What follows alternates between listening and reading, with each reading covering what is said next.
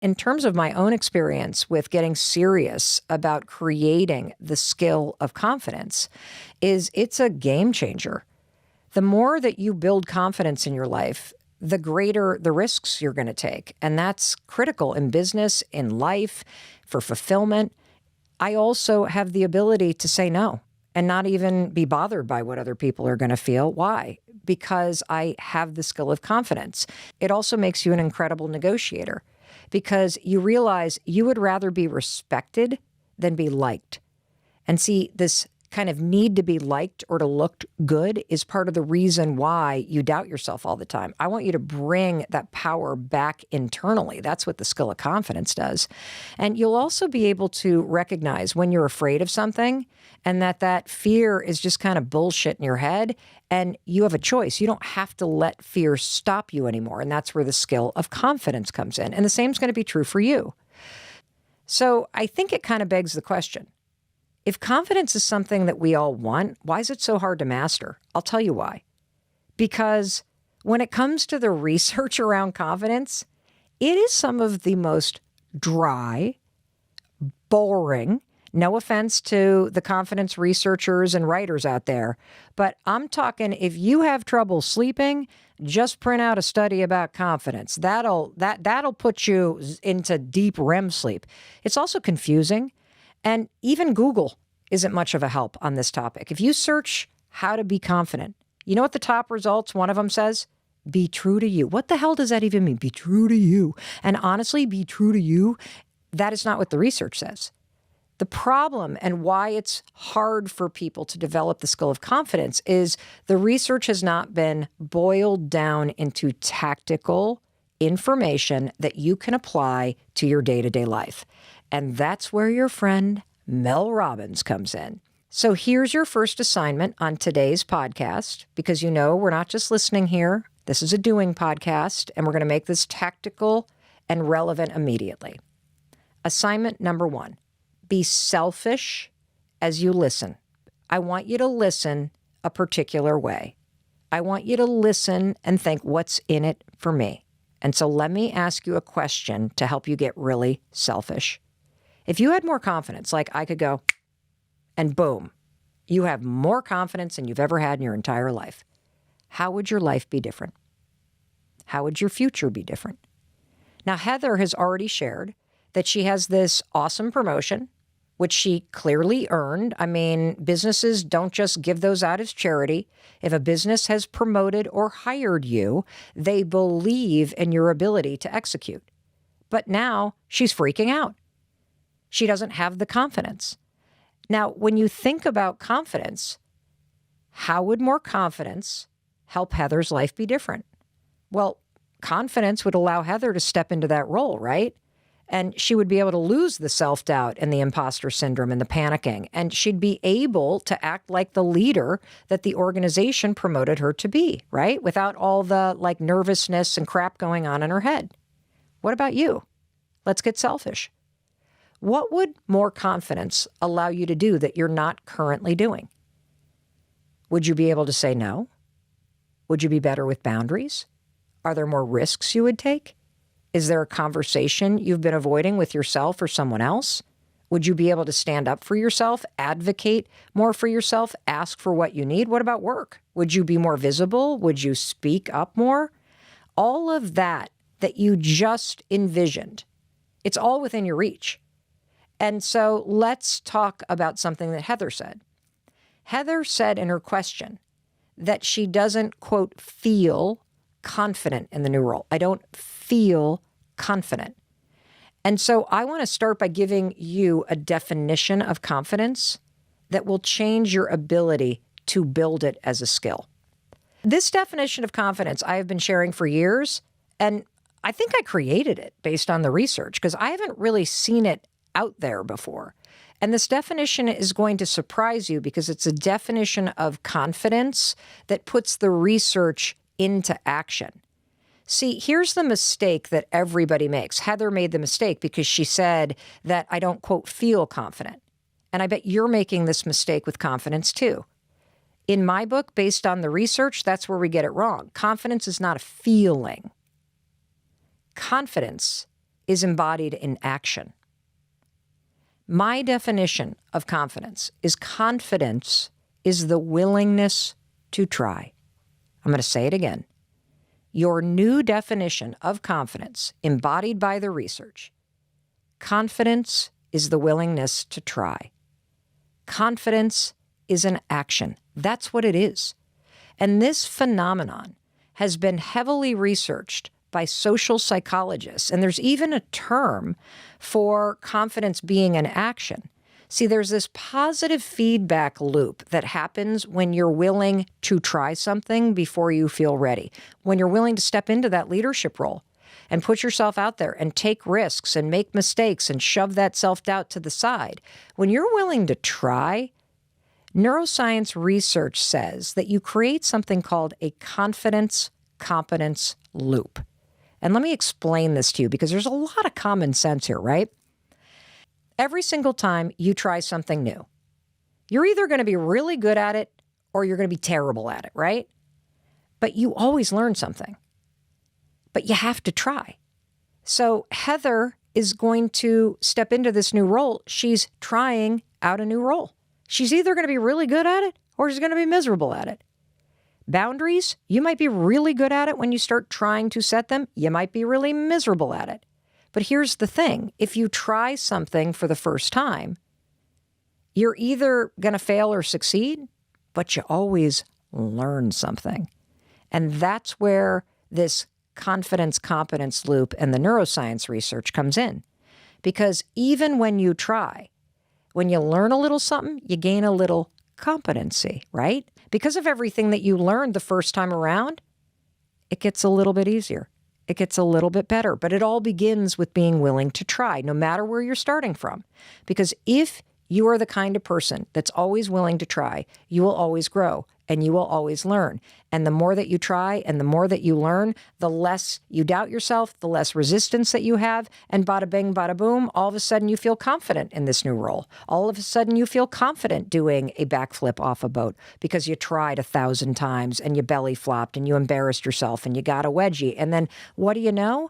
Because you were willing to keep trying, all of that competency that got gained of trying over and over and over and over again, it's how you gained mastery.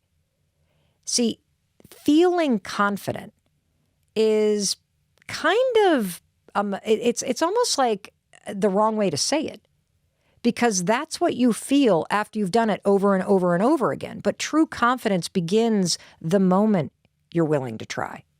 Okay? And so I really think it's important. I can give you another example. The first time somebody handed me chopsticks, I had no idea how to use them.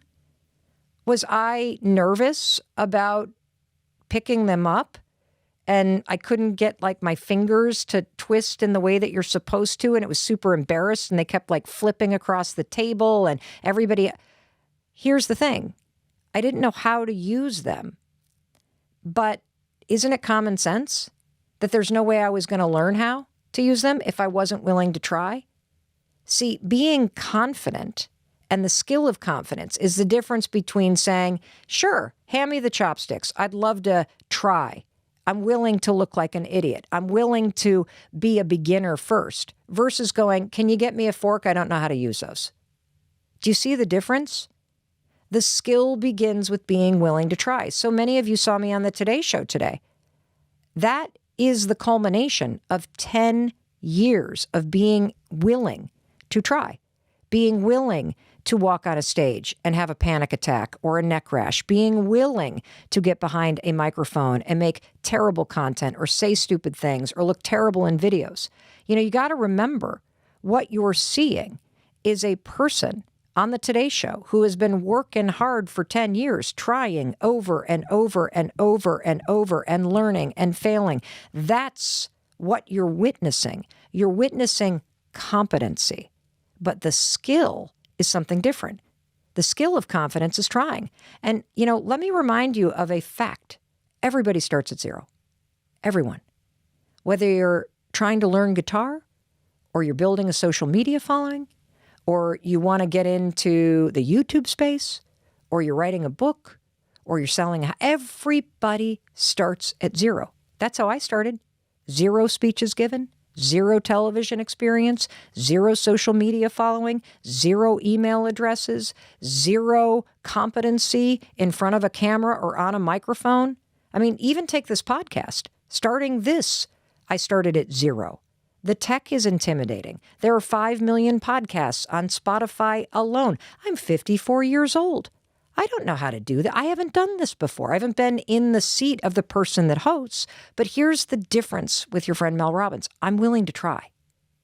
I lean on this skill of confidence that I've built because I have the definition that's grounded in research. And so do you. You're not going to feel confident. You're going to act in accordance with the research of confidence. You, my friend, are willing to try. That's the secret.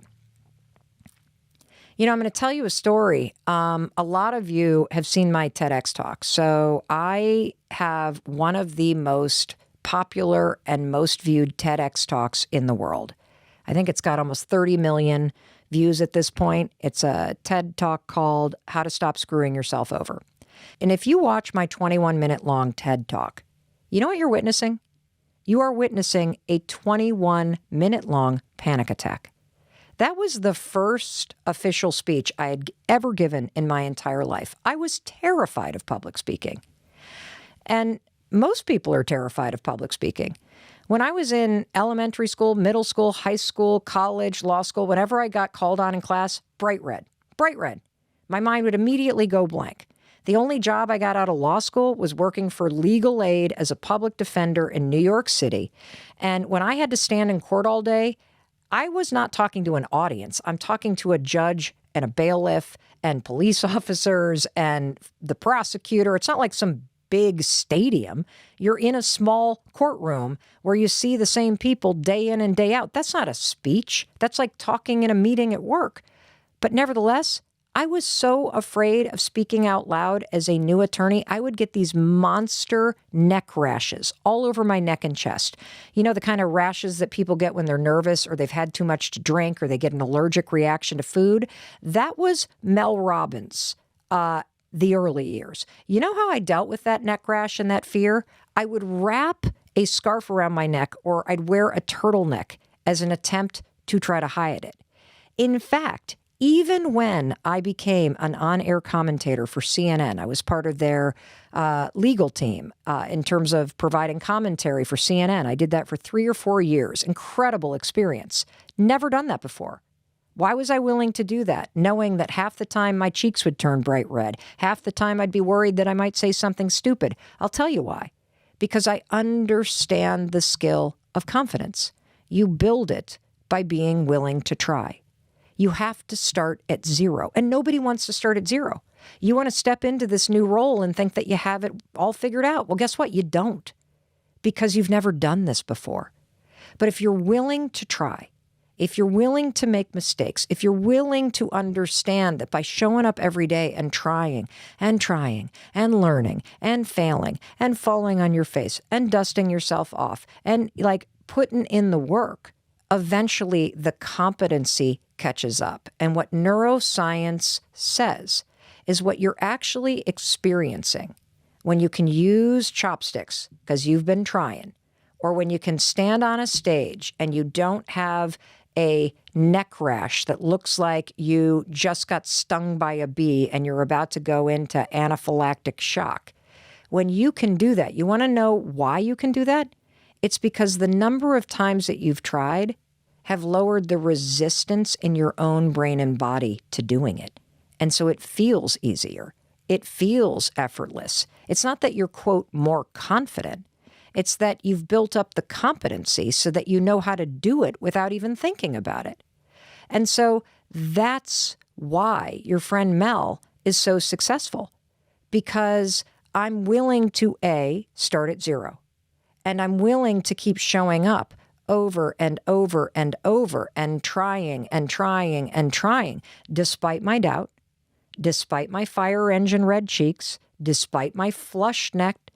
I've not only gained the competency and settled those nerves, but over time by doing exactly what I'm about to teach you to do. I went from somebody who was terrified of public speaking to becoming one of the most talented, respected, and requested and booked public speakers in the entire world. That's what's available to you today. And so the other thing I want to talk about really quickly is I know that what you think you're up against, Heather, and, if you're struggling with confidence is that, oh, imposter syndrome. I got imposter syndrome. Well, no shit, you have imposter syndrome because you haven't done this before. See, I see imposter syndrome as a really good thing because when you feel like an imposter in a role, that's just a fancy way of saying you're trying something new. And so starting today, if you're in the game of building confidence, everybody, you got to open your arms. You got to reach out for that imposter syndrome. Because if you don't have imposter syndrome, you're not doing anything uncomfortable. And if there's one thing I've learned in life after 54 years is that it's only by making yourself face things that are uncomfortable that you're going to grow into the best version of yourself. If you always do the things that you're comfortable doing, you will never, ever, ever experience what might be possible because you're not pushing yourself. And so I don't want you to fear imposter syndrome. I want you to see it as a good thing. Oh, I feel like an imposter. Great. I'm trying something new. This is confidence building. Here we go. And speaking of the myth that imposter syndrome is a bad thing, no. You're learning when it comes to building confidence, you got to embrace that imposter syndrome period because it means you're trying and you're learning and you're gaining competency. And we love that around here. Hey, it's Mel. I wanted to interrupt that video because I know you're here on YouTube looking for inspiration, looking for motivation, and looking for empowerment. So I thought we'd take this relationship to the next level. How about you join me in a brand new 3-part training class that I'm teaching right now. It's called Take Control with Mel Robbins. It is free. It is packed with science. It is packed with coaching, and it is packed with action. In fact, this class is so good that the second that you click the link below, you're in, class begins, and I send you an email with a link to the workbook you're going to download. That's right. I'm not joking around here. So if you're ready to tap back into excellence and start executing and winning again, this is an opportunity you cannot afford to miss. Let's stop watching YouTube and let's start doing what you're learning on YouTube. Click below and I'll be the one to push you and coach you into changing your life. All right, I'll see you in class. Now back to the video. We are talking about confidence, and I'm really excited because I'm going to walk you through the 5 simple tools that help you build this as a skill. And tool number 1, take action. This is obvious. I understand. We have the definition of confidence. Confidence is the willingness to try. You're not going to change your life or build confidence by thinking about the things you need to do. You must take action. And so the best action to take, the number 1 tool for helping you take action in those moments where you feel imposter syndrome or you feel nervous or you're embarrassed or you start to doubt yourself or you feel anxious, whatever the feeling is, forget the feeling. Screw the feeling. We got to take action in those moments because remember, we're building confidence. It's going to require you to try. Just use my 5-second rule. I told you the whole story about how I created it, the science behind it, in the episode we released way back in the day called Motivation is Garbage. I'll link to that. But if you're brand new to the podcast, let me give you the shortcut. When you're in a situation where you start to doubt yourself, you're just going to count backwards, 5, 4, 3, 2, 1, and then you physically move within 5 seconds. So here's how you can use it. Heather's talking about the fact that she wants to build confidence in this new role where she's been promoted. There are things that she needs to do as a new leader, but she doesn't have the competency yet. Instead of thinking about those things, she can use the 5-second rule, 5, 4, 3, 2, 1, to interrupt that self-doubt, which is right there in the interior part of your brain and your basal ganglia. It's a pattern to doubt yourself. And as you start counting backwards, 5, 4, 3, 2, 1, your mind switches gears and your prefrontal cortex gets involved. And that's the part of the brain that controls your focus. It helps you interrupt thoughts and feelings of self-doubt. And it draws the part of your brain that will help you take action, will help you engage in strategic thinking, will help you encode new behavior and habits. It will help you tap into your courage. That's it. That's all that it is. For Alex, who is surrounded by all these high achievers, the next time she's sitting in a classroom and she has something that she wants to share, instead of shrinking in her seat, she's going to try. And the 5-second rule is going to help. 5, 4, 3, 2, 1. And then she's going to shoot that hand up in the air because you know what? Alex has something to say.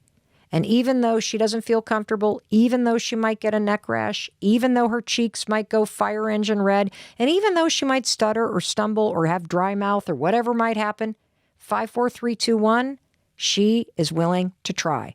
Because here's something I want you to understand. You can tap into courage before you start having that feeling of assuredness. Courage is what you tap into. Confidence is what you're building over time. I'm going to say that again. Courage comes first. Courage, 5, 4, 3, 2, 1. You start counting backwards, man, that is an act of courage because you're going for it. Courage comes first. Confidence is what builds over time. How cool is that, right? I absolutely love this because what I'm ultimately teaching you, and this again relates to all the research, is that there's two types of people out there. There are people who think about what they want to do, and then there are people that find the courage to take action. And that's what I want for you, because you're not going to think your way out of fear or doubt or insecurity. You're not going to think your way through your fears and anxiety. The fact is, you have greatness inside you, and I want you to start tapping into it. It's only through action that you unlock that power inside you and you become the person that you're meant to be. I mean, that's how I've created the life that I have now. If I didn't learn how to 5, 4, 3, 2, 1, push myself to try, I'd still be sleeping in a bed, staring at the ceiling, consumed with anxiety, feeling like I had ruined my life. That's how you change your life. You have to take action over and over and over again. And so I think you get this. You get that you're not going to change or build confidence by thinking about doing this. 5, 4, 3, 2, 1, stop thinking and start taking some risks. Start trying. Put a bet on yourself. Let's frickin' go. Now let's do rule number 2. Rule number 2 is if you personally just tremble in your boots when you think about doing the things that you'd love to do. Let's get back to you. Let's get selfish. What is it that more confidence would have you be doing differently? When you think about those things, speaking up at work, launching your business, tackling your health issues, putting your online dating profile up and getting yourself back out there because you're ready and you've healed and the heartbreak is over and you're ready to have some fun again. When you start thinking about how confidence would change your life, I guarantee you're still going to feel a little nervous. So here's a second tool that's going to help you try. You can use the power of objectivity, okay? Let's make it less personal. Be the person you want to become or create an alter ego. This can be fun, you know. We don't have to white knuckle this confidence thing. Let's have some fun with it because there's a study out of Johns Hopkins that I love. And it's about letting go of self-doubt. And the study suggests that when you use an alter ego or you create a vision of the future you, the person you want to become, it gives you distance from the scaredy cat you who's never done this thing before. So ask yourself, you know what I always ask myself? I go, well, what would The Rock do in this situation? I just love Dwayne Johnson, The Rock. I constantly use him as my avatar when it comes to confidence. What would The Rock do in this moment? And I always get an answer, and it feels less personal. Because you and I are friends, you can use The Rock, you can use me. What would Mel do if you're feeling unsure and you want to tap into the confidence that you kind of pick up on from me? And this also taps into an entire body of research that I talk about a lot on the Mel Robbins podcast, which is behavioral activation therapy. Decades of research show that when you start acting like the person you want to become in the future now, in your present life, it's one of the fastest ways for you to change your mindset, for you to create new habits. Why? Because when you start acting like the person you want to become in the future, you start acting like that person today, what are you doing? You're trying. You're trying to act like the future you would act. So let's go back to our first question. Heather, when she acts like the Heather 2 years from now, who's now gotten another promotion because she just slayed it in this role, the Heather today is trying to be the Heather she wants to become. Isn't that cool? Alex sitting in the classroom, surrounded by all these high achievers. When she acts like the Alex she wants to be 2 years from now, who's earned her doctorate, who is one of those high achievers, who is a bit more vocal, who is able to express her ideas. When she acts like that version of herself now, what is she doing? She's trying. How cool is this? It all just ladders right back to the research. That's why you can trust what I'm telling you. Another tool that you can use to build the skill of confidence is prepare. Because the more that you practice something, the more you're trying and the more competent you're going to be. So if you are nervous and you can't shake the nerves, double down on preparing. That's right. Do rehearsals. Run through it. Why? Because every time you rehearse something, you're trying it, and it gives your mind and your nervous system the ability to lower the stress because your mind and your nervous system have prepared so you know what's coming. See, practice doesn't make perfect. Practice prepares you. And what's one other thing about practice? What's the first thing that you learned about confidence? Again, I come back to the definition. It's the willingness to try. That's how you put the definition into life, by practicing, preparing for something, practicing something over and over and over, whether you're, like the Williams sisters, who literally stood there and hit balls and hit balls and hit balls and hit balls and hit balls before they were even allowed to enter a tournament. What were they doing? They're building the skill of confidence. You want to be confident? Prove it by preparing. I use this all the time. A lot of people, I laugh, like, you see me get in front of a YouTube camera, or you see me walk onto a stage, or you listen to one of my audiobooks, and you're like, how do you do that? I've prepared, because when you're ready, just think back in your own life. Think about those moments in high school or college where you weren't prepared for the test. How nervous were you? You were shaking in your boots. You couldn't even concentrate. You knew walking into the test that you were screwed. Now think about a moment when you actually studied, which is just you practicing. You feel calmer, more assured. Why? Because you were willing to try by sitting in the stacks in the library instead of going out and cracking open the books. And that's what I'm talking about. This is something you build. Let me tell you about tool number 4. I love this. This is a mindset reframe. Because you got the 5-second rule, you've got the power of objectivity, what would Mel or The Rock do? You've got preparation. And now let me give you a mindset trick. I love this. I tell myself all the time why it's worth trying.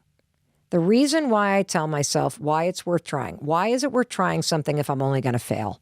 Why is it worth going for it if I can't make my dreams come true? I'll tell you why. Because everything that you do in life is preparing you for something that hasn't happened yet. What did I tell you about confidence? Confidence is not something you build when you're winning. I think oftentimes when we're winning, what gets built is arrogance and bravado. And we forget what went into winning at something in the first place. True confidence, the skill of confidence, it's forged in fire. I've failed more times than I have time to tell you. You guys know that a decade ago, talk about failure, 800 grand in debt, unemployed, drinking my way through my problems, and all of that heartbreak and headache and breakdown in my life, which was horrendous to go through, it led me to the 5-second rule. If there was no debt, there was no drinking, there was no heartache, there would be no 5-second rule. When I was a talk show host, I was taping a talk show at CBS Broadcast Center here in New York City. It was a dream of mine to be able to have a daytime talk show. It gets canceled. It was leading me somewhere. Where? To this podcast, which is my most favorite thing that I've ever done in my career. See, I choose not to stay in a place of self-doubt. I choose not to wallow in failure because I know that life is always preparing you for something. And I know that your greatest failures, your biggest heartbreaks, they always teach you the most important lessons in life.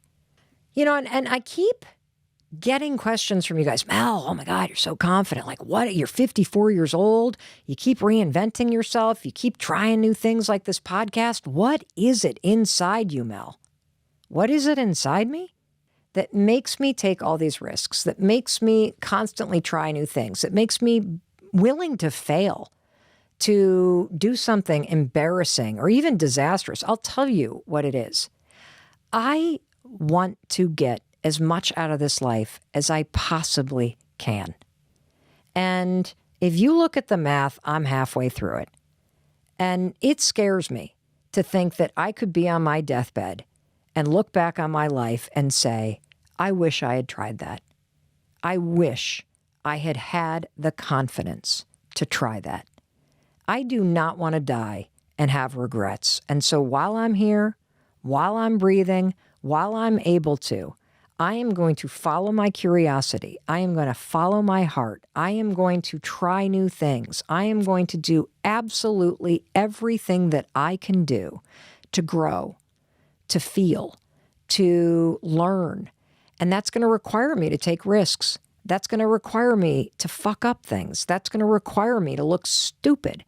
And I'm willing to do that because I know on the other side of the biggest heartbreaks of your life are the most amazing, heart-filled moments. I know that in the middle of every failure that I experience, and boy, I experience them oftentimes of my own doing, every single failure has, honest to God, equipped me with the lessons and the skill or the wisdom that I needed to be able to do something even cooler down the line. And I can prove it to you. Just look back on one of the scariest moments of your life, one of the biggest things that you just blew. I bet you can tell me that horrible thing that happened, that really hard thing that in the moment you were like, why is this happening to me? That right now, no matter what your life looks like, you can sit here and you know exactly what you learned from it. You know that you would not be the person you are today had it not been for that thing that you experienced, that you survived, that you learned from. And so what drives me is just wanting to experience as much as I can from this one life that I have. And it's not all going to be a joyride. And so I'm willing to take the risk. I'm willing to try. I'm willing to look stupid. And I'm willing to do it because I think the payoff that you get, it's worth it. It's so worth it. So this moment, it's preparing me for something that hasn't happened yet. And that reframe, what it does is it helps me put failure and heartbreak and all the hard shit in life into a box that is something that stays by my side as I move forward instead of a wall or a block or an obstacle that stops me from continuing to move forward, because that's how you move forward. You continue to try. And the final tool when it comes to building the skill of confidence is you have to focus on you, because nobody's coming. Like, nobody's going to try for you. Nobody is going to be there to motivate you to try. Nobody's going to be there to give you the pep talk. I'm here twice a week. It really is my mission that these episodes and our relationship through this podcast is one where you feel empowered and encouraged and you're reminded of who you are, that this is like a little reset, a pep talk, that you get the tools and the encouragement and the high five that you need. But ultimately, it's up to you. And you got to learn how to stop looking at the world around you and what everybody and their mother is doing, and you got to look right back in the mirror, because you are the one person that you're going to spend your whole life with. And it's time that you start to focus on that person and getting into a better relationship with that person called you. Today, you and I are going to have a conversation about the most important relationship that you have in life, and that's the relationship you have with yourself. I am going to introduce you to a habit that I want you to practice immediately. It is a habit that is based on profound research, and it is a habit that will help you improve the relationship you have with yourself. It will impact your happiness, your sense of control, your confidence. This is the Mac Daddy of all habits. You master this habit, you improve the relationship you have with yourself, and this is like the first domino. You know how in dominoes, when you line them up, there's that one domino that, boom, you knock that sucker over and woohoo, I can't even, all the other dominoes fall. So we are talking about the gateway to creating a positive ripple effect in your life and improving the relationship with yourself. And also, it is the secret, this habit, to self-acceptance and self-love. We know we should love ourselves. We should be kind to ourselves. We should accept ourselves. But nobody knows how to do it. And that's what this entire episode is about. I am going to boil the how down to one extraordinarily simple habit backed by a crazy amount of research that we will link to, and my own research study involving 175,000 people from 91 countries who tried this habit for 5 days in a row. So that means we've got data points that stack up to 175,000 times 5. I don't even know what that number is, but it's pretty big. This works. It's high-fiving yourself every morning in the mirror as part of your morning routine. That's it.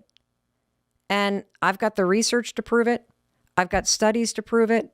And what we have found based on our research is that it takes less than 5 days for you to have an absolutely profound breakthrough in your relationship to yourself by simply adding a high five in the mirror once a morning to your morning routine after you brush your teeth. And at the end of this episode, I want you to stick around because you are going to hear one of the most profound testimonials ever about the impact that one high five made on a woman's life named Chris. Like, you're going to need to bring the Kleenex because this is so goosebump, empowering, and encouraging and exciting. I'm not kidding. This is profound, profound, profound. And I know that you struggle with self-love because none of us know how to do it. I get questions on this every single freaking day. How do I love myself? I know I need to love myself, Mel, like this one from Maria. Hi, Mel. This is Maria from Spain. Can you explain how to learn to love yourself? I know I need to love myself as a part of my self-growth, but no one tells you how to do that. I'm curious, is there something I can do about that? I love this question because she's right. We all know we need to love ourselves, but how the hell do you do that when nobody has taught you how?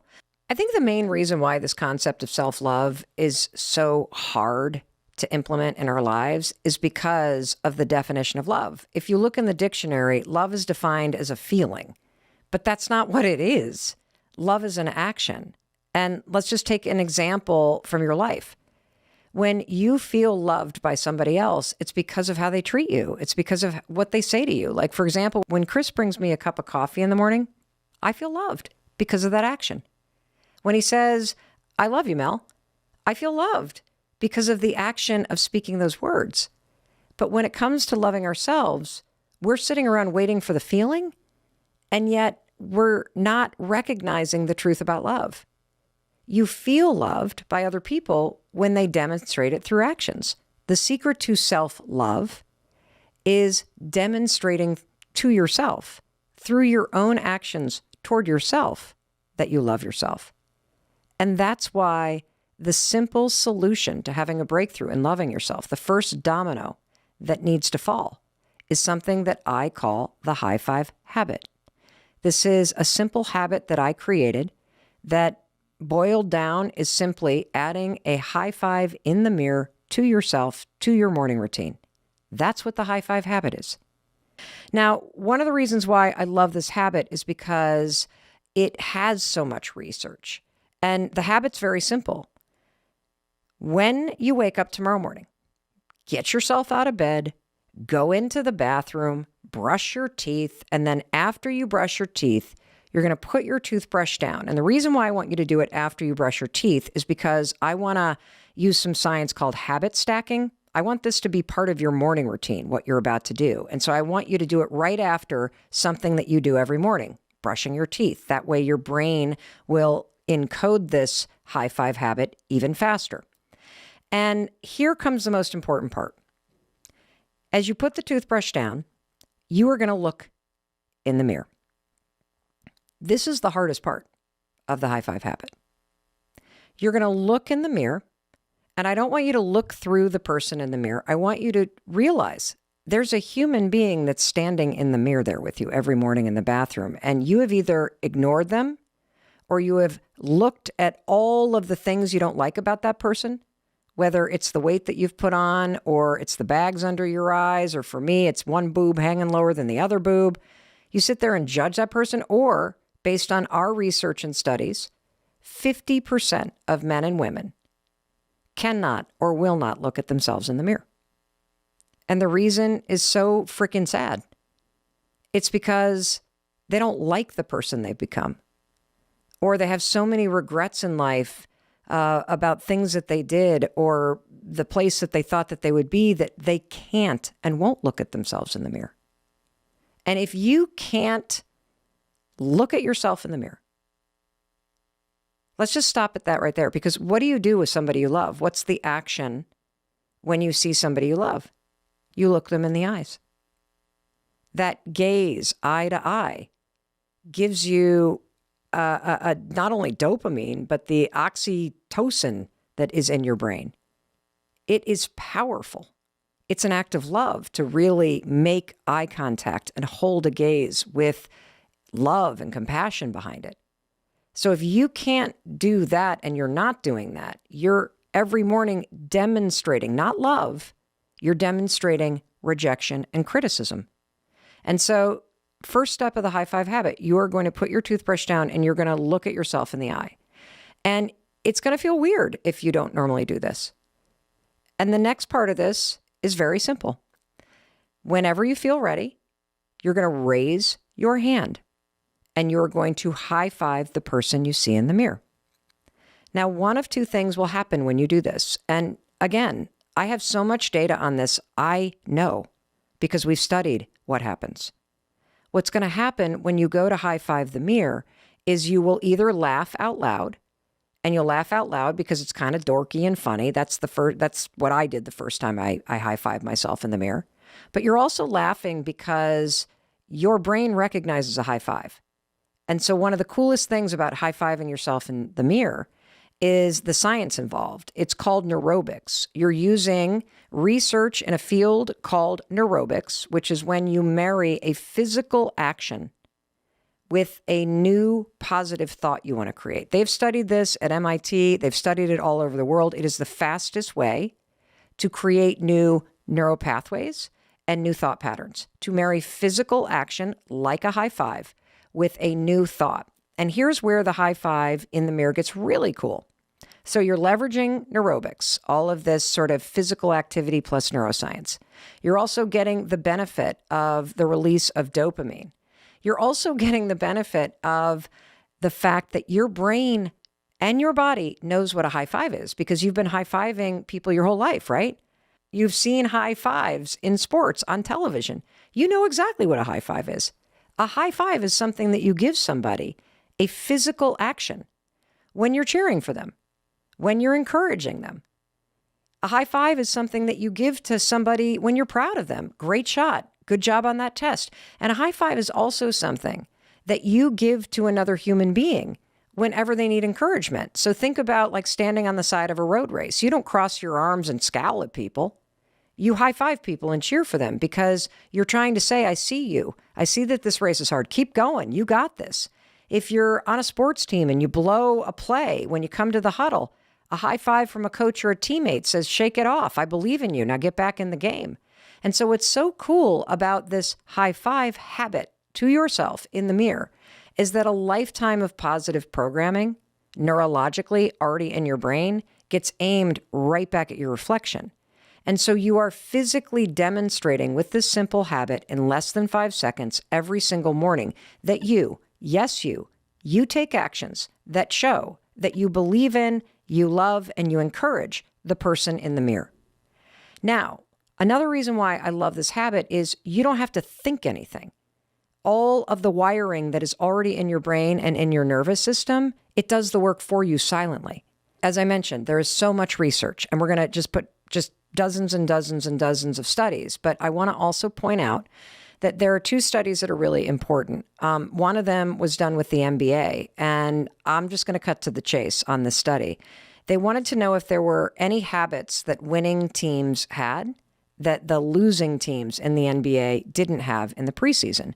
And it turned out, after crunching all the data, and this has been verified by the Wall Street Journal too, beyond the study that these scientists did, that the top 4 teams in the NBA, in fact, do have a habit in the preseason that the losing teams do not. And you want to know what that habit is? You guessed it. They have more high fives, fist bumps, pats on the back in the preseason among team members than any of the other teams. Why? Well, because a high five isn't just an action and a physical gesture that means nothing. A high five actually says, I am with you.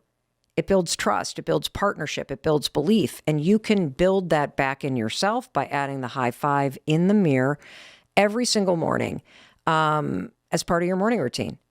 There was another study done with kids where they made a bunch of kids take these math tests, and these researchers wanted to know what's the best way to encourage someone through a challenging moment. And they found that it wasn't words of encouragement like, hey, you're a great student. It wasn't the growth mindset words like, hey, really admire how hard you're working. You want to know the single best way to motivate kids to do something challenging? It's to say nothing and to give them a high five. This was so profound that the researchers, and we'll link to this study, changed the name of the study to include the surprising power of a high five, the surprising motivational power of a high five. That's how exciting this is. And I think you can hear this because I stumbled onto this by mistake. I started high-fiving myself right after I had gotten fired, basically, from hosting my own talk show. And I needed to give myself like a pick-me-up. And I just instinctually one morning raised my hand and high-fived the mirror. And the immediate effect that I felt of the dopamine in my mind and the boost in my mood and this sense of, okay, I got it. I can do this. I can face this. Having my own back, demonstrating it to myself during a really low moment, it was the beginning, that first domino that fell, of an entirely new relationship with myself. It's what led me to get into intensive therapy and to start getting serious about my happiness. And I think you know, everything comes back to you and the relationship that you have with yourself. And so we're going to go deep on this because the relationship that you have with yourself is the single most important thing in the world. And in addition to sharing this research and this simple habit with you, I want to unpack some of the things that people experience when they do it, because I've had so many questions about this, like this one from Teresa. How do I stop beating myself up and forgive myself for my past mistakes? I can't believe how many years you waste beating yourself up for past mistakes. And the reason why we do that is we don't know how to forgive ourselves because we don't know how to accept ourselves. We don't know how to accept the failures, the regrets, the disappointments. We don't know how to accept, we don't know how to love ourselves through it. And that's where, honest to God, this simple habit of demonstrating it every morning in the mirror as part of your morning routine changes everything. And we got to take a short break for our sponsors, but don't you dare go anywhere because I have so much to share with you, and I'm going to invite my husband, Chris, to come and join us. Because when I first shared this high five habit thing that I had discovered a couple years ago with him, when I first stumbled into doing it for myself, he thought it was the stupidest thing he had ever heard. And of course, because I'm relentless and annoying, I was like, but you got to do it for 5 days. You got to try it. You got to try. And what happened when he tried it for 5 days was both life-changing, profound, and it was heartbreaking for me to hear as a spouse just how much my husband was struggling and how the simple assignment of looking yourself in the eyes was impossible for him to do at that time. What do you really want? That's a huge question. And I want you to contemplate that. What do you really want? And here's the secret. You start with the life you want. So when I teach people how to go out and build their own business, I always say, first of all, let's talk about what lifestyle you want. Because when I was in my 9-to-5 job, one night I was rushing home to make dinner on time. I wanted to be home with my family, to sit at the table and have dinner, and I was running late. I stayed in a meeting late. I had some things to get done. It was now like 6:30. I knew it was going to be too late, but I was bound and determined to get home. So I was racing to get home and got pulled over. And this female cop came up to my car, and already I felt flush in the face. Like I was just so upset. Now I'm getting pulled over. And she says, ma'am, why are you driving so fast? And I looked at her and I said, I'm trying to get home to dinner with my family because I haven't been home all week and I don't want to miss another chance to be with my family. And she said, go. Just go. And it's like she understood that when you are in a 9-to-5 job that you no longer want, everything else seems to fall by the wayside. Like you're not living the life that you want. So that was just one moment. Like I wanted to be home with my family. I wanted to actually make more money so I could invest in things that I wanted to invest in. There was so much that I didn't have that I wanted that I kind of just started there. So you got to just ask yourself what kind of lifestyle you want and then build your career around that. Well, I think a lot of people got a huge wake-up call these past 3 years. Yes. If the pandemic did nothing else, it certainly made you reflect on your values. It made you reflect on where you wanted to live. It made you reflect on what was important to you. And this mindless chasing of more, it became very clear for a lot of us that that is not the lifestyle that we want. You had a huge move. I had a huge move, all beginning with the question, what do I actually want my life to look like? Yes. All right. Well, I want you to pause right there because we're going to take a word from our sponsors. But when we come back, we're going to take a few more questions from listeners, and we're going to continue to hold your hand and walk you step by step through this process of starting to embrace the wake-up call, ask these big questions, and get freaking serious about your ability of making it happen. Welcome back. It's your friend Mel Robbins. I am here with Amy Porterfield, and we're asking the big questions today of you. What do you want your life to look like? How nice would it be if you had freedom?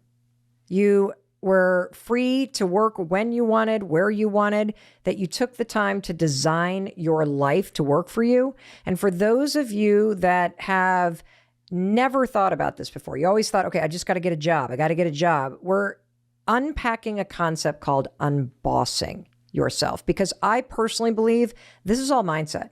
It's all mindset. And you've got two strategies to unboss yourself. But before we get to those, I want to go back to the story, because you had this wake-up call. You're like, whatever these dudes are doing to make money online, I'm figuring this out. Yeah. Because I am not free if I work for somebody else. And I really see and have a taste of what they have. And now I want to figure it out. And so takeaway number one, everybody, pay attention to the wake-up call. Takeaway number two, yes, you can sort this stuff out. And takeaway number three is, what did you do next? So that's when I started to think, what could I possibly do? How do I need to unboss myself? How do I need to think in order to step into what I want? Got it. So I really did start with my mindset. So this concept of unbossing, really understanding that you could lead yourself and you do not need anybody else to tell you what to do, make the decisions for you, or lead you. So once you start to think, okay, how can I lead myself? I had to take some steps to get me there. The first thing was, again, I talked about what do I want? And I went on social media and started following a bunch of people that had the kind of businesses that I wanted. Total immersion. I wanted, and you did an episode a while ago that you talked about when you, let's say, got a new car and you started to see that car everywhere. Yes. It's the same concept. When I decided I wanted to start my own business, I started to see bosses everywhere doing what I wanted, but I was intentional about it and I cleaned up my social media. Okay, so takeaway number one. Yeah. You have this wake-up call. What do you want your life to look like?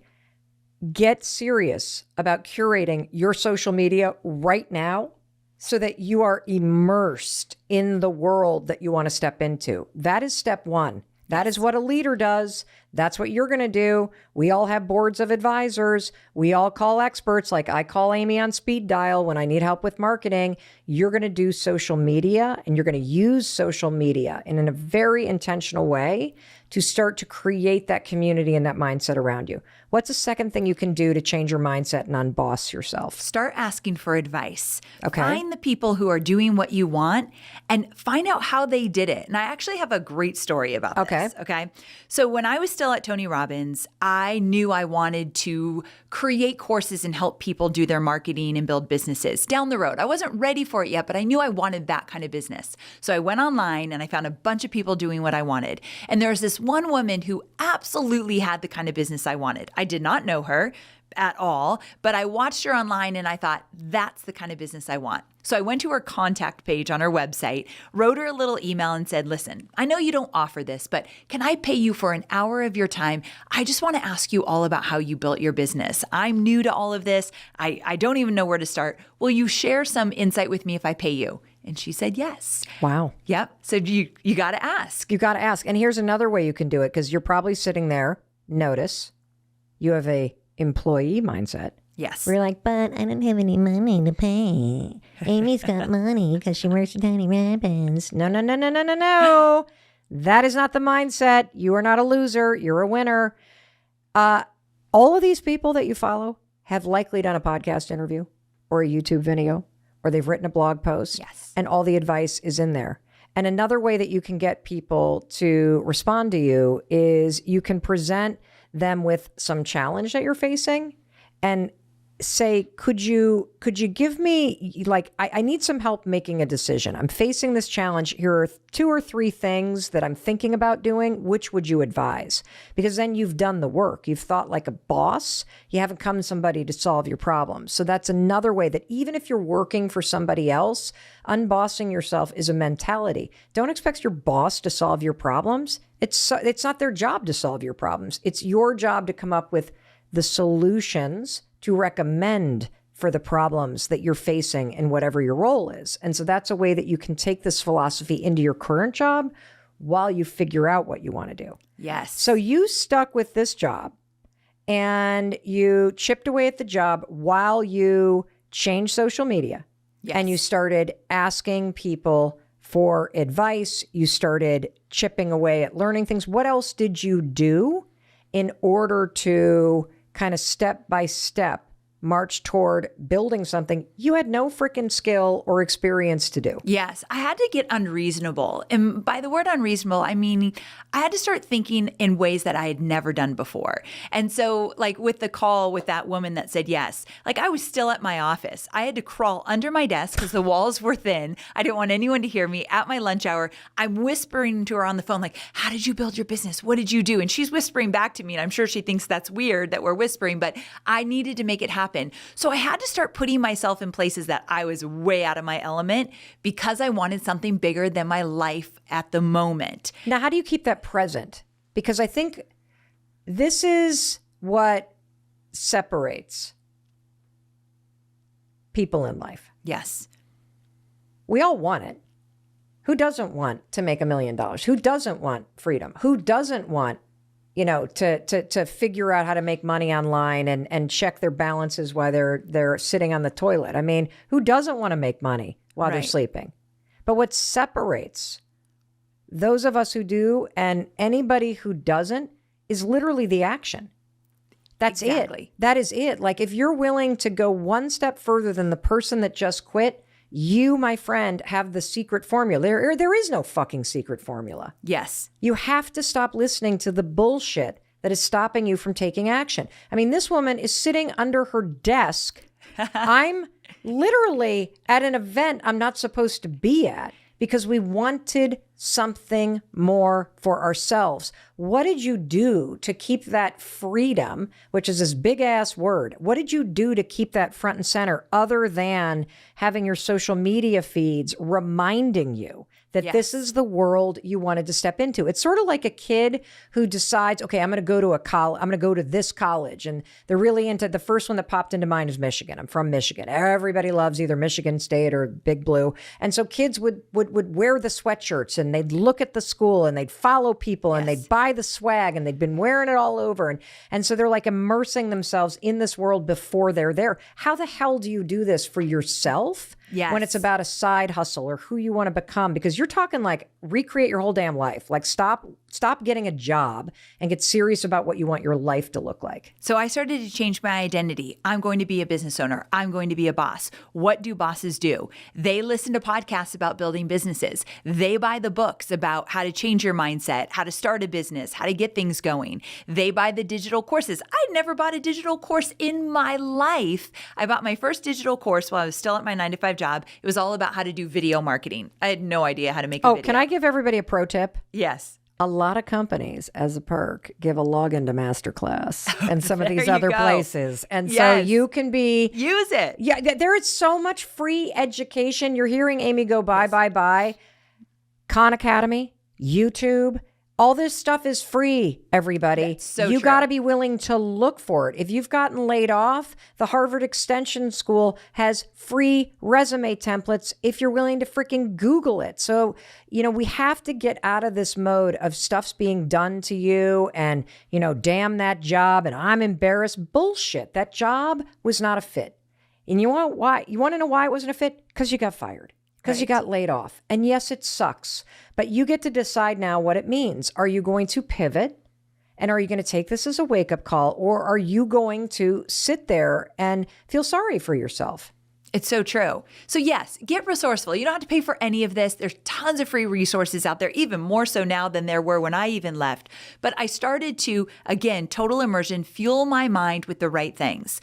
But here's another thing I did. I started a side hustle. And I think this is an important conversation for people right now. If you're afraid of getting fired, laid off, or you're just not making enough money, a lot of people listening, they think they're staying in their 9-to-5 job, but they know they're not getting paid enough. They know they're undervalued. So the best next thing you can do is start your own thing in the mornings, nights, weekends to bring in a little extra money. Let me tell you about a student of mine. Give me who did this. some examples. So one of my students, her name was Rachel. She was a pharmacist, and she did this job as a pharmacist because her parents wanted her to have that job. It looked good. It sounded good. And here she is as a pharmacist during COVID and hates every minute of it. Like her life was miserable, what she went through. And so on the side, she decided, I'm going to learn how to buy real estate. She didn't have a lot of money, but she said, I'm going to learn how to just buy a little bit of real estate and turn it into an Airbnb and see if I can make a little extra money doing that. So she researched, she started saving, she bought her first piece of real estate and it did really well. And she told her husband, one day I want this to be my full-time thing. And he laughed at her like, no, you're a pharmacist. You're not going to do that. But she kept at it and she kept at it. She made $300,000 last year when she figured out how to get this real estate and get the money to invest and all of that. Quit her pharmacy job and never has looked back. So is this somebody with a trust fund? No, not at all. Like this woman was scrappy. Let me tell you another story of someone who didn't have a lot of money. Okay. Because I know some people. Because most people don't have a lot of money. Like most people right. are paycheck to paycheck. Most people are like, that sounds great, but I got no money for a course. I'm definitely going to pick up the book 2 weeks notice that you just wrote, Amy, for the step-by-step guide, but I don't have buy real estate. What are you talking about? Okay. Let me give you a better one. So this one is from my student, Tara, and she was an accountant for 15 years in a very small town. And she's a single mom. And she said, I need a raise. I'm not making enough money. She went to the company and said, I'd like a raise. And they looked at her with blank stares, like, that's not even in your future at all. And she realized, I've got to do something. So she was really good at making wreaths. She made these beautiful wreaths. Wreaths? Yes. Like you mean those round things that we hang on our doors? Yes. Okay, so she's really good at wreaths. So I want to go back to something. Remember how Amy said you got to go through the sweet spot exercise. By the way, tons of resources linked all in the show notes on every single platform. Yes. But I want you to hear this. This is a person who has been told by people forever that she does a good job making wreaths. Yes. I know what you're thinking, everybody. You're thinking, Mel, I have a mortgage to pay. Mel, I have student debt. Mel, I am not starting a fucking business making wreaths because I will not be able to pay my bills doing this. Here's what I want to tell you. You have no clue what you're capable of. But what you're capable of right now is shooting down every single idea. You're putting all your energy into coming up with reasons for why not, why it's stupid, why you can't. What if you put half the amount of energy into why the fuck not? Yeah. Why not make wreaths? Why not see where this goes? Why not, instead of flopping down in front of Netflix tonight because my soul is sucked dry from my job search or my job that I go to or worrying about why not invest that same time that I procrastinate at night into creating a little bit of a side hustle, tasting a little bit of freedom, saying yes in a little way. Why not? Just a starter idea. That's all she had. That's all she had. Yes. So she wasn't saying, I'm going to quit my job tomorrow because I'm making wreaths. She just thought, I got to bring in some extra money. I better get scrappy. Yes. So she started making these wreaths, selling them on Etsy, and she was doing really well, bringing in like $1,000 a month extra. That's pretty good. Right? That's like take the kids to Disney money. Exactly. That's pay the bills money. She's like feeling a little bit. That's another thing. You start to feel a little confident when you start to take some action and get some clarity, like this is actually working. So what happened was her friends started seeing her make money on Etsy, and they were making crafts and they weren't making any money on Etsy. And they said, teach us how you're doing that. That's what I want to know. And that's where it started to click for her. Her starter idea was not going to pay the bills. However, she took action, got some clarity, started to listen to what people were saying, and they said, teach us how you're doing that. So she created a little mini course teaching other people how to put their crafts online and make money with Etsy. $100,000 later, this woman never in a million years thought she'd make $100,000 teaching other women how to put their crafts on Etsy. So how long of a period of time from the idea of, I could, because first it becomes, I want everybody to pay attention because I'm trying to open your eyes to the fact that your whole life can change because of one wake-up moment and the willingness to lean into something that you naturally do well or you're naturally interested in. I'm going to put an example into this in just a minute. But this willingness to lean into what you're naturally good at and other people compliment you on. I've never thought about it this way. Not so that it pays your mortgage, but so that it gives you a taste of freedom. And it taps into this power and resourcefulness and moxie that is inside you. Yes. Because when you start feeling that, you'll start thinking even bigger. And so, I'm thinking about this because, and I'm going to offer up an example, because it literally could be anything. I think about my daughter, Sawyer, who constantly is complimented for her interior decorating style and skills. No training. And I keep thinking to myself, boy, she could do a whole Instagram strategy of designing on a budget. She could do a whole thing about how you design a killer dorm room for X number of dollars, or how you design your first apartment. I'm thinking about another kid. I have a neighbor whose son, senior year of high school, no joke, made almost $30,000. You want to know how? How? I'll tell you how. He saw one video. He Googled how to make money online. One video of this business where you advertise a service of picking up people's stuff, like couches they don't want, and then you list it for sale on Facebook Marketplace and you deliver it to somebody else. Brilliant. And scrappy. I like scrappy ideas. And so I'm not suggesting you'll make millions. Maybe you will, because maybe you'll turn it into a junk removal business. Maybe you'll turn it into something else, but you are limiting what's possible. Because you won't even lean into something like the wreath idea or the idea of starting an Instagram account that is about decorating on a budget, because you tell yourself it's not possible. I can't do it. Somebody else has already done it. Do you have another example of somebody who just was either really old or really young that did this? Yes, I have a great story. One of my favorite students, her name is Anne. And Anne worked in corporate at Gap and Old Navy. She was in her 50s at the time and she got laid off, which tends to be a theme we're hearing a lot. So she's laid off and she thinks, okay, well, I've been in this business for a while. I'm going to dust off my resume, get it back out there. So she did.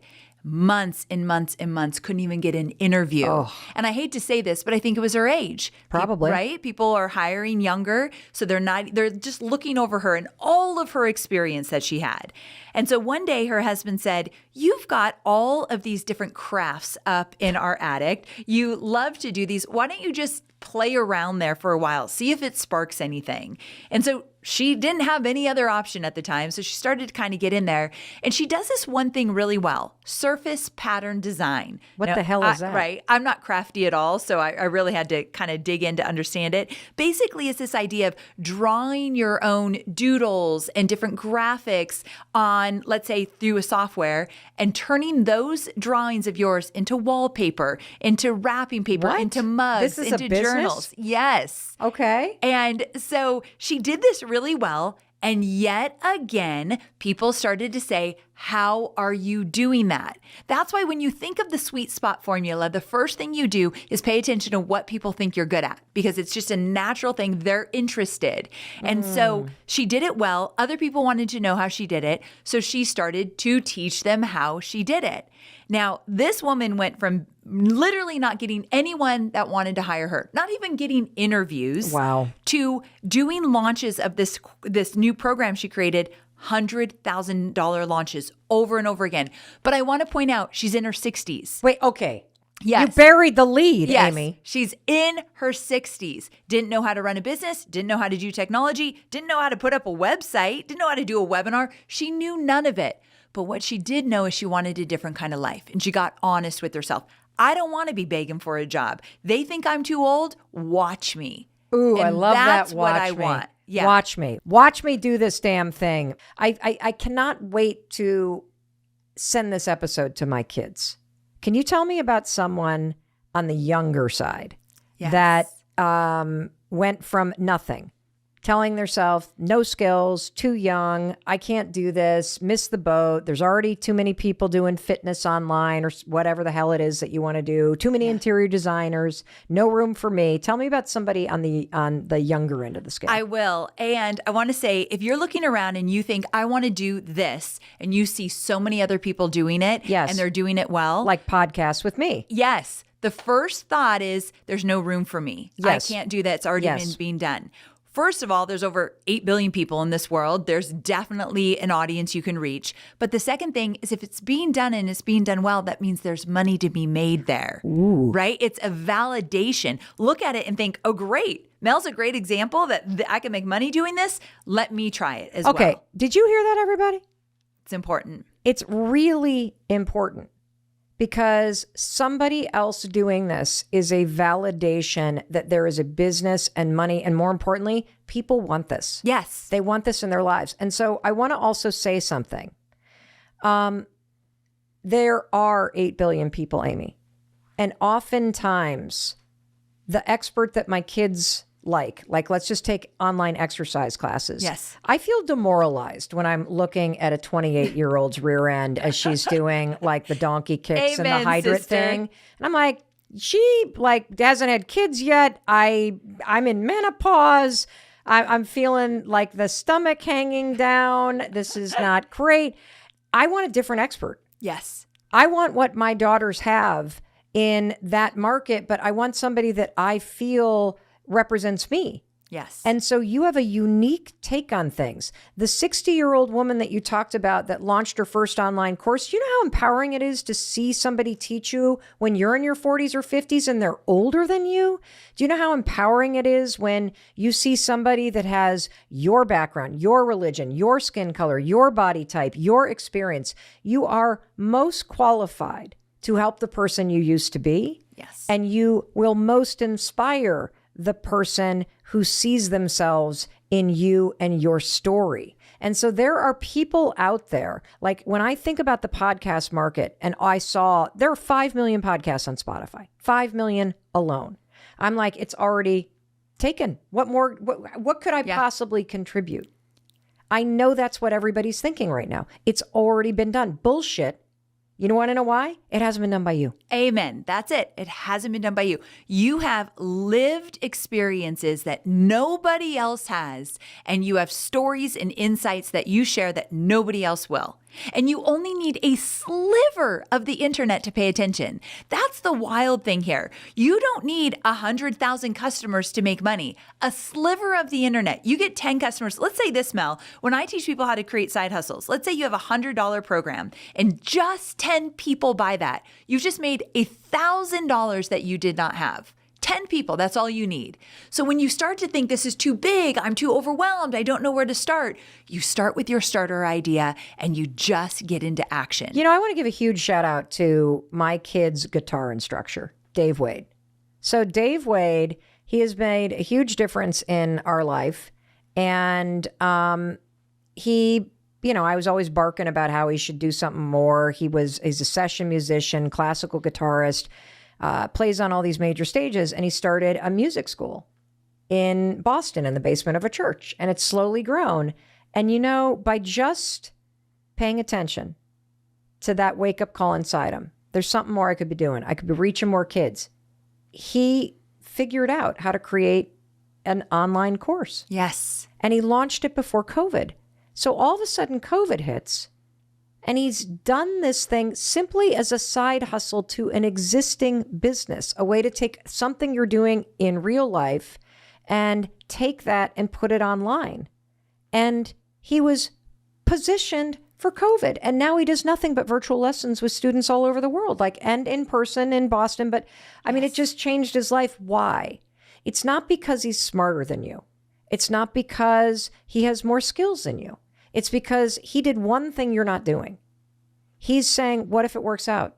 Yes. What if I just take this kernel of an idea and I lean into it? And I don't do it overnight, but I start chipping away at it. Sure, look for a job. Sure, work on your resume.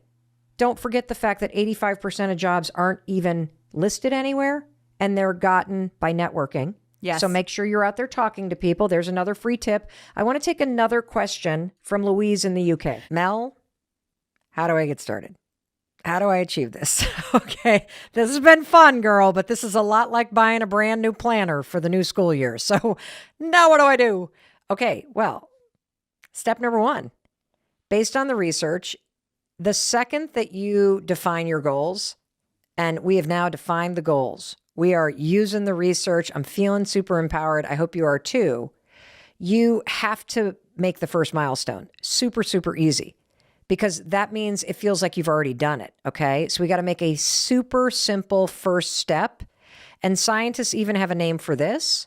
Scientists call this incremental illusion. That's what we're using, incremental illusion. If you make the first few milestones really easy to achieve, you will be more likely to succeed at this goal, because nothing, and I mean nothing, is more motivating than progress. And research from the University of Chicago gives us a great example of what I'm talking about, okay? So, you know how you go to a coffee shop and they have these offers where if you buy 10 cups of coffee, you get the next coffee free? Here's a little trick that's pretty interesting that uses this effect, this illusion, okay?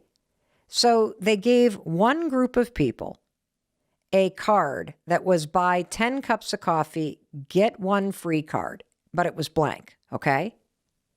They gave another group of people a buy 12 cups of coffee, and then you get a free card, but 2 of the slots were already checked off. Progress had already been made. It's still the same thing. You're still having to do 10, but guess what? The folks that were given the card with 2 slots already filled in, they moved through that card faster by checking the boxes twice.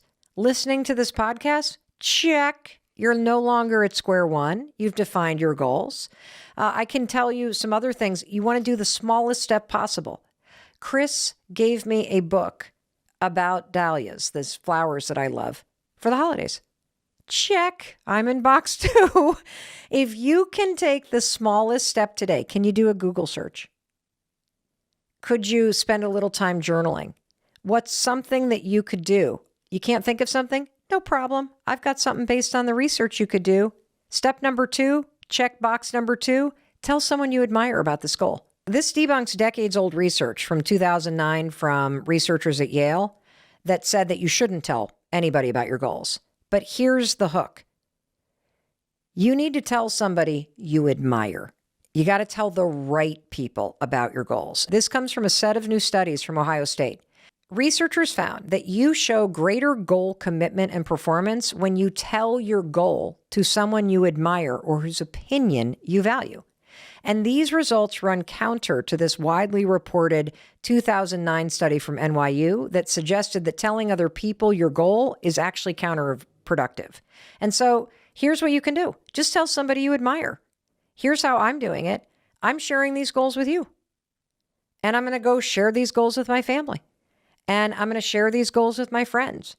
I'm going to talk to the woman that I met this summer that is growing dahlias and learn from her.